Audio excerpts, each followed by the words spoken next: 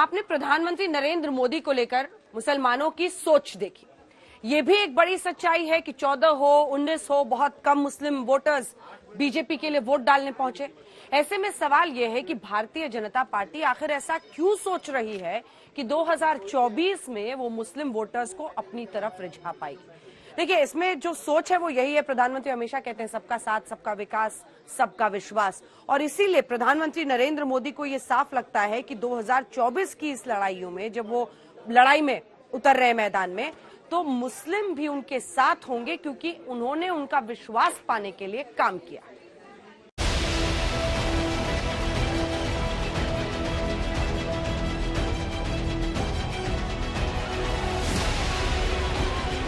चुनावों के लिहाज से साल 2023 और 2024 की अहमियत क्या है, ये किसी से छुपी नहीं है।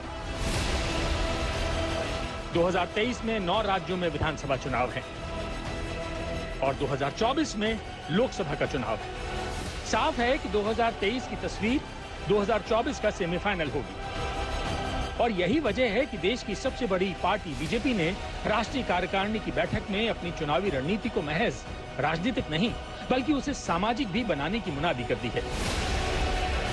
सबसे पहले आपको बताते हैं कि राष्ट्रीय कार्यकारिणी में पीएम मोदी ने मुसलमानों को लेकर कौन सी बड़ी बातें कही हैं। बीजेपी कार्यकर्ता मुसलमानों के बारे में गलत बयानबाजी ना करें, देश भर में मुसलमानों के पास जाएं और उनसे बात करें, वोरा और पसमानदा मुसलमानों से खास तौर पर बातचीत करें। अभी तक अपने देश में चुनाव आते ही 80 बनाम 20 की लड़ाई के बारे में चर्चा सुनी होगी, लेकिन इस दफा लगता है कि बीजेपी की रणनीति में चेंज है। और ये चेंज क्यों आया है, आज इसी को समझने की कोशिश करते हैं। सबसे पहले प्रधानमंत्री का लाल किले की प्राचीर से दिया गया एक भाषण सुनवाते हैं। यही समय है, हमारे देश को भी बदलना होगा और हमें एक नागरिक के नाते अपने आप को भी बदलना ही होगा। सबका साथ, सबका विकास, सबका विश्वास, इसी श्रद्धा के साथ हम सब जुट चुके हैं। अब मोदी का मुसलमान और खासतौर पर पसमानदा मुसलमानों की तरफ झुकाव क्यों हो रहा है, इसे समझते हैं। बीजेपी को चाहिए और विस्तार।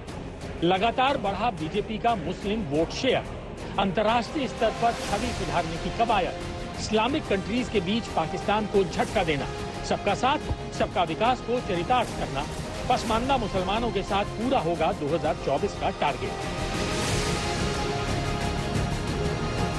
17 जनवरी 2023 को बीजेपी की राष्ट्रीय कार्यकारिणी में पीएम मोदी पसमानदा मुसलमानों के लिए स्नेह यात्रा की घोषणा करते हैं। इस यात्रा का मकसद पसमानदा मुसलमानों के घर घर पहुंचकर बीजेपी से जोड़ने की पहल करना है। अब आपको बताते हैं कि पसमानदा मुसलमान आखिर कौन होते हैं और बीजेपी इनकी तरफ क्यों देख रही है।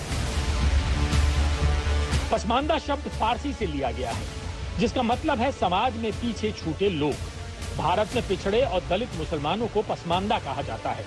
भारतीय मुसलमानों में पसमानदा मुसलमानों की आबादी 80% से ज्यादा बताई जाती है।